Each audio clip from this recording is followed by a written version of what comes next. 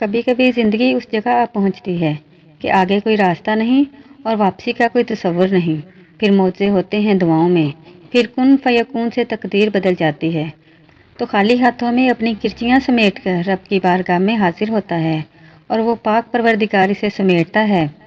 جب آپ یہ دیکھیں نا کہ مجھے سکون نہیں ملتا، میری زندگی میں چین نہیں ہے، میں ہمیشہ بے سکون اور بے چین رہتا ہوں، اس کی وجہ یہ ہے کہ ہم نے کبھی اللہ کو اپنی بات بتا کر نہیں دیکھا۔ سچ تو یہ ہے کہ دل کو تسلی، دل کو چین اور دل کو سکون، مشکلات کا حل، زخموں کا مرہم، الجھنوں کا حل صرف اور صرف اللہ کے پاس ہے۔ تم کسی کو اپنی کوئی بات اور اپنی کوئی پریشانی بتا کر زیادہ الجھتے ہو، چند پل کا تو آرام پاتے ہو، لیکن اللہ کو بتا کر تم حل پاتے ہو ہمیشہ کے لیے۔ اندر ہونے والی ہلچل کو آرام ہوتا ہے۔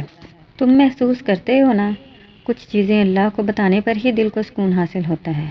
تو مسئلہ کیا ہے؟ تم جہاں بیٹھے ہو، جس کونے میں بھی ہو، تم ایک دفعہ اللہ کے سامنے یہ باتیں کر کے تو دیکھو، چند آنسو نکال کر تو دیکھو، سجدہ کر کے تو دیکھو، اس کی طرف رجوع کرو، وہی بہترین سہارا ہے، تمہارا سچا دوست اور بہترین مددگار ہے۔ اور خدا کو اپنے بندے کی یہ بات بہت پسند ہوتی ہے کہ تم دنیا سے نہیں، اس سے مانگتے ہو۔ جب تم بے بسی کا رونا کائنات کے سامنے نہیں، اس کے سامنے روتے ہو، تو تم سب کچھ ختم ہونے کے بعد بھی اس بات پر یقین رکھتے ہو نا کہ اس کے سوا کوئی کچھ نہیں کر سکتا، اور بے شک وہ اپنے بندے کی تڑپ کبھی ضائع نہیں کرتا۔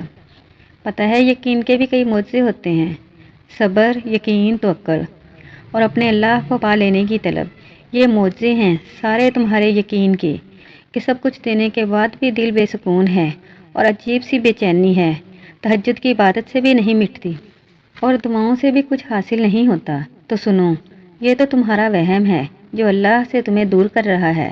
تمہارا اللہ کی طرف آنا اور پھر دل بے سکونی یا عجیب بے چینی میں ہو جانا، یا تو تمہیں اللہ سے خود دور کر رہا ہے۔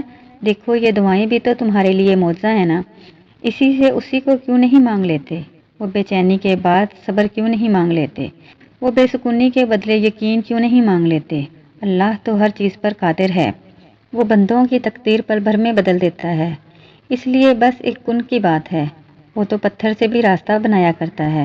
یہ بے چینی، بے سکونی، اللہ سے دوری، تم اللہ سے کیوں نہیں گفتگو کرتے؟ تم اللہ کو دوست کیوں نہیں بنا لیتے؟ وہ وعدوں کا پکا ہے، یہ بے چینی اور بے سکونی تمہیں گفتگو کرنے کا بہانہ دے رہا ہے۔ وہ تمہیں سننا چاہتا ہے تو کر لو عبادت، پر سنو، وہ اپنے بندوں سے کبھی زبردستی محبتیں نہیں کروایا کرتا، تمہیں خود اس کے پاس جانا ہوگا، لیکن یہ ناراض دل لے کر نہیں۔ ابھی شکوے مٹا کر جاؤ اس کے پاس اور پھر دیکھنا وہ تمہیں کیسے تھام لیتا ہے۔ دو چیزیں ہر بندہ مانگتا ہے، ایک میرا رزق بڑھ جائے، ایک اللہ مجھے برکت والی عمر عطا فرمائے، عمر لمبی ہو اور پھر لمبی عمر میں فاقہ نہ ہو، غربت نہ ہو، کمزوری نہ ہو، اس کے اندر رزق بھی ہو، برکت بھی ہو۔